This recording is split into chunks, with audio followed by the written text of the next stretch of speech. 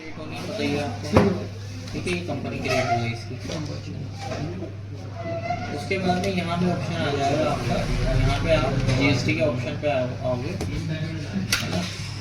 तो यहाँ आपको उत्तराखंड सेलेक्ट करना है। यहाँ दो ऑप्शन होते हैं, रेगुलर कंपोजिशन, तो यहाँ पे कंपोजिशन स्कीम आपको सेलेक्ट करना है। ठीक है, बाकी यहाँ डेट डाल दोगे जिस डेट से आपको ये लेना है, तो 1 अप्रैल 2021 है।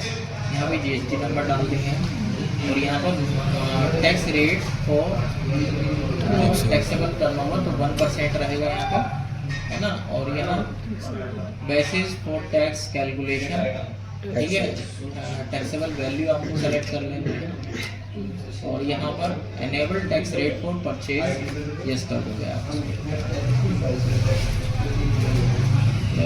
चार्ज वाला आएगा, ये आईबी बिल नंबर पड़ेगा। ई बिल आपका आप यस कर सकते हैं, लेकिन वो चैप्टर अलग है, वो बाद में पढ़ेंगे हम उसमें, है ना।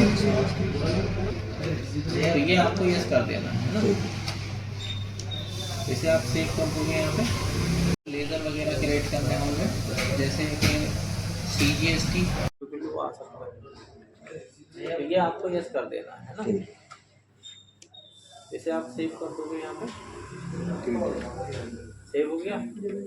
उसके बाद में कुछ इसमें आपको लेज़र वगैरह क्रिएट करने होंगे, जैसे कि CGST आप जो क्रिएट करोगे यहाँ पे डायरेक्ट एक्सपेंस में आएगा ये, ठीक है, सेंट्रल टैक्स, और ये यस हो जाएगा। यहाँ पर अगर ये ऑप्शन आपका है तो परचेज में यस कर देंगे। अभी फ़िलहाल नो रखेंगे इसे यहाँ पे, है ना, मैं बाद में यस कराऊंगा। तो यहाँ पर आप इसको इस तरह से बना दीजिए। उसके बाद में कंपोजिशन टैक्स ये इनडायरेक्ट एक्सपेंस में बनाना है आपको, ठीक है। ये GST नॉट एप्लीकेबल ही रहेगा। फ्रेट इनवर्ड ये डायरेक्ट एक्सपेंस में बनेगा, हाँ ये डायरेक्ट, है ना। और यहाँ पर आप इसको यस करोगे क्योंकि इसमें रिवर्स चार्ज लगेगा, तो यहाँ पे यस करोगे। यस करने के बाद टैक्सेबल, और यहाँ ये वाला ऑप्शन यस करना है, रिवर्स चार्ज एप्लीकेबल यस। अच्छा ये ऑप्शन यस करना होगा और यहाँ 5% आपको देना है। सेलेक्ट कर लेंगे, है हाँ, सेलेक्ट कर। मतलब 5 ही देनी है। 5 देना है बस। टाइप ऑफ सप्लाई सर्विस का हो गया।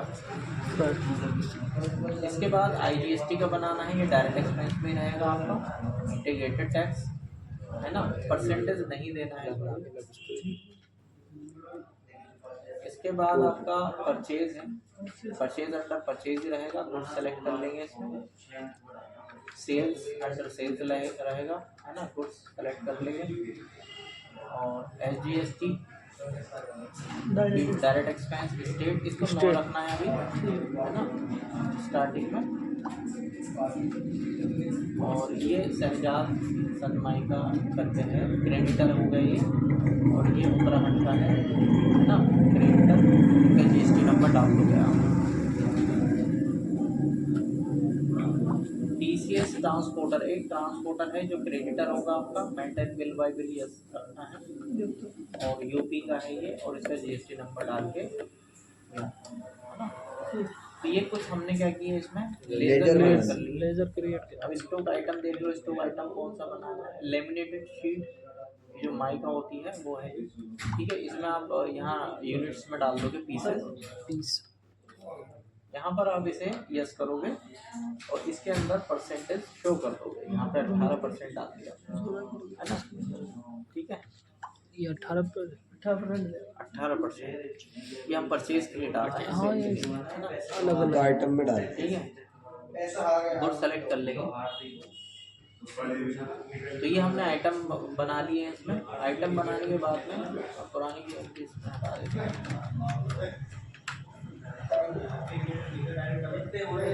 इसमें क्या करना है, सबसे पहले आप परचेज करोगे, है ना। तो आप परचेज कर लेंगे। परचेज में आप यहाँ पर बिल नंबर डालेंगे, जैसे आप रीड करते हैं सेम वैसे करेंगे। शहजाद सनमाइका से हम जो है क्या कर रहे हैं, परचेज कर रहे हैं। और ये लेमिनेटेड शीट सपोज हमने 1000 परचेज कर ली, ठीक है, 250 के रेट पे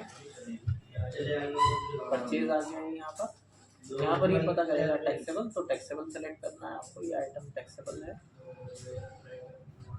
दूसरा इस पर जो है आप टैक्स चार्ज कर दोगे, या चल वो है DGST और स्टेट का सेम। तो ये आपका सेम वैसे ही परचेज फीड होगी जैसे आप परचेज फीड करने के बाद में आपकी ये स्टॉक यहाँ पर वैल्यू आ गई है ना। इसके बाद परचेज की डिटेल आपका यहाँ पे जीएसटी रिपोर्ट्स में थोड़ी सी रिपोर्ट चेंज हो जाएंगी आपकी। CMB 08 में कोई परचेज की डिटेल नहीं दिखाई देगी, ये सेल की डिटेल आती है आपकी, है ना। ठीक है, तो यहाँ पर ये आ गया। इसके बाद आपको क्या करना है, सेल कर देना है। ठीक है, सेल करोगे तो सेल करने में आप किसी को भी कर सकते हो सेल। अनरजिस्टर्ड पर्सन को मोस्टली कंपोजिशन वाले ज़्यादा करते हैं, कैश में रख लो, या किसी को उधार बेचना है तो उसका आपको लेजर बनाना पड़ेगा। तो कैश में आपने इसको सेल करते हुए आप लेमिनेटेड शीट को अनरजिस्टर्ड पर्सन है, ठीक है। तो इसको सपोज 100 हमने सेल करी 350 रुपये के रेट के हिसाब से सेल।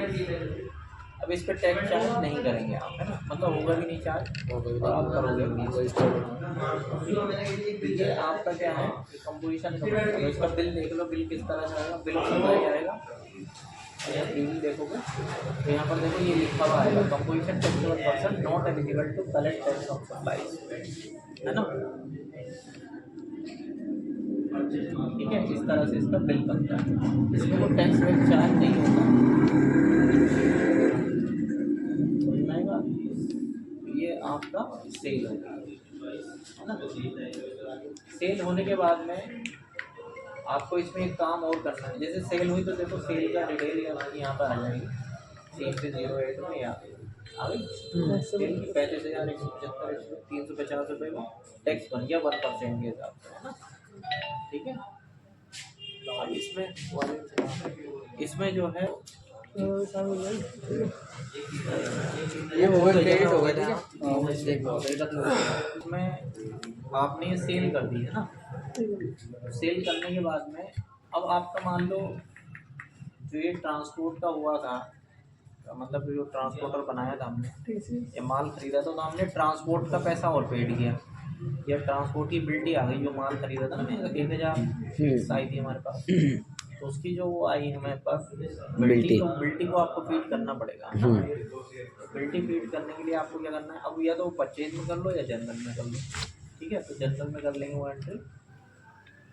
तो ये TCS ट्रांसपोर्टर है, उसमें और फ्रेट इनवर्ड आपका ले लो। तो यहाँ पर देखो टैक्सेबल है ये, और इस रिवर्स चार्ज एप्लीकेबल यस रहेगा इसमें, है ना। मान लो हमने इसमें सपोज 5,000 रुपये ट्रांसपोर्ट के पेड कर दिए, ठीक है, इसको TCS ट्रांसपोर्टर, ठीक। तो इसका जो बिल्टी नंबर होगा, GR नंबर, वो यहाँ वो एक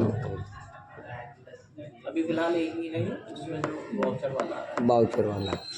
तो यहाँ पर आप 15 अप्रैल में एंटर कर दी 5,000, ये एंटर कर दें।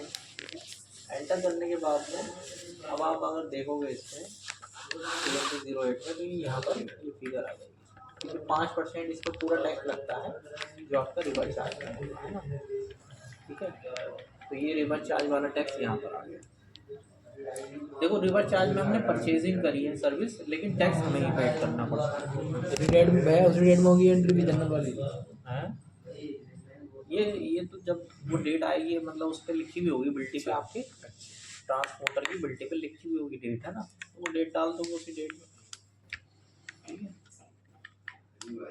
तो यहाँ पर देखो 5% टैक्स होगा, क्योंकि ये और टैक्स हमें ही पेड करना है, ये रिवर्स चार्ज। नॉर्मली हम सेल पर ही पेड करते हैं, लेकिन यहाँ पर रिवर्स चार्ज में क्या होता है कि परचेज में हमें पेड करना होता है। जब हम कुछ सर्विस या गुड्स लेंगे तो रिवर्स चार्ज में हमें जो सर्विस रिसीव कर रहा है या गुड्स रिसीव कर रहा है तो उसे पेड करना पड़ता है। तो अब हमारे पास 2 तरह के टैक्स, तो ये हो गया कंपोजिशन स्कीम वाला टैक्स हो गया, है ना, और एक ये हो गया 250 रुपये। 3 टैक्स आपको पेड करने हैं, ये आप टैक्स पेड कर दोगे। 350 250 था ना, तो पेमेंट कर दोगे आप। पेमेंट जो होगा वो नेक्स्ट मंथ में होता है, तो मान लो मई में होगा किसी भी डेट में, तो पेमेंट में करोगे। कंट्रोल ये सेलेक्ट कर लोगे आप, है ना, ठीक है। कंपोजिशन वाला है, इनको अलग अलग करोगे तो रिसिपिएंट वाला रिवर्स चार्ज वाला रिसिपिएंट में आ जाएगा, कंपोजिशन वाला कंपोनेंट, है ना। और वैसे मल्टीपल कर रहे हैं तो ऐड ही कर सकते हैं आप। तो ये हमारा जो होगा 1 अप्रैल से 30 अप्रैल का टैक्स हो जाएगा। तो यहाँ पर सबसे पहले आप कंपोजिशन टैक्स सेलेक्ट करोगे 350 रुपये, है ना। और दूसरा TCS वो IGST का कर रहा है ना, तो ये 250 रुपये इसका था, ठीक है। तो क्या है यहाँ पर ये यस करोगे, यस करने पर ये डिटेल आपको डालनी है। अब जैसे आपने पेमेंट किया हो, मान लो नेट बैंकिंग किया है टैक्स का पेमेंट, तो वो net banking state bank of India कौन से बैंक से किया है ना। उसका CPIN नंबर, एक नंबर होता है वो आपको यहाँ मिल जाएगा, चलो ठीक है। एक नंबर ये चालान में मिल जाते हैं सारे नंबर डिटेल, है ना। और उसकी डेट आ जाएगी, आपकी डेट क्या है इसकी 1 मई, ठीक है। डिटेल आप फीड कर सकते हो चालान में। तो यहाँ पर आप इसकी एंट्री कर दिया, एंट्री करने पर आप P&L में देख सकते हो डिटेल्स ये आ गई, यहाँ की कंपोजिशन टैक्स ये आ गया, IGST का ये हो गया, फ्लेट का ये हो गया, है ना। CGST GST आपके यहाँ पर आ गए, ये परचेज वाले आ रहे हैं ना, ठीक है। और सेल वाला जो है आपका कंपोजिशन टैक्स का आ गया, ठीक, जो टैक्सेस पेड किए हैं आप। तो देखो इसमें डिटेल्स आपकी यहाँ पर कोई इम्पैक्ट नहीं है, उसी तरह से ये दिखाएगा। ये रिटर्न हमें फाइल करनी होती है वहाँ पर, और यहाँ पर आपका ये आ गया 1%, ये एनुअल रिटर्न में दिखा देगा आपको डिटेल्स। अभी क्या है, अब इसमें एक चीज़ और है कि मान लो आपकी मैन्युफैक्चरिंग कंपनी है, ये जो हमने ट्रेडर एज ए ट्रेडर हमने वो कर दिया। अगर मैन्युफैक्चरिंग कंपनी होती है तो मैन्युफैक्चरिंग में ये जो इस पर जो खर्चे होते हैं वो इसी में जुड़ जाते हैं, है ना, उसी आइटम में। ये जो टैक्स है जैसे CGST GST लगा था इसमें, तो इसी में जुड़ जाएगा। अगर आपको इसी में जोड़ना है इसको, तो आपको क्या करना पड़ेगा, आपको इसे इसमें थोड़ा चेंजेस करना पड़ेगा। ये जो है appropriate tax value in purchase invoice, इसको यस करना पड़ेगा, ठीक है। इसी तरह से IGST में भी आपको इसको यस करना पड़ेगा, ठीक है। यस करने पर अभी चेंजेस नहीं हुए हैं जब तक कि आप दोबारा एंट्री को एक्सेप्ट ना करें। तो ये फिगर क्या होगी, अभी 2.5 लाख दिखा रहा है यहाँ पे, तो ये फिगर यहाँ से उठ के इसमें ऐड हो जाएगी, है ना। इसमें हम यस कर देंगे, एंटर करोगे आप इससे, अब ये फिगर यहाँ से हट के यहाँ ऐड हो गई। तो ऐसे क्यों किया, क्योंकि हमारे पास एक्चुअल परचेज की वैल्यू आ जाए, वो वैल्यू वो जो खर्चे हुए हैं वो उस पर ऐड हो जाए, है ना। ऐड होने से क्या होगा कि हमें नेट वैल्यू मिल जाती है अगर हम मैन्युफैक्चरिंग कंपनी में काम कर रहे हैं। अगर ये कोई मैन्युफैक्चर होता तो इस तरह से एंट्री करनी होती है आपको। मैन्युफैक्चर नहीं है तो फिर वो नो करके ही आपका काम चल जाएगा, है ना। तो इसलिए हमने पहले नो किया, उसको फिर यस किया, ठीक है। तो इस चीज़ का थोड़ा सा ध्यान रखना होगा। तो बस इसमें ये एंट्री है, कंपोजिशन में इतनी एंट्री है।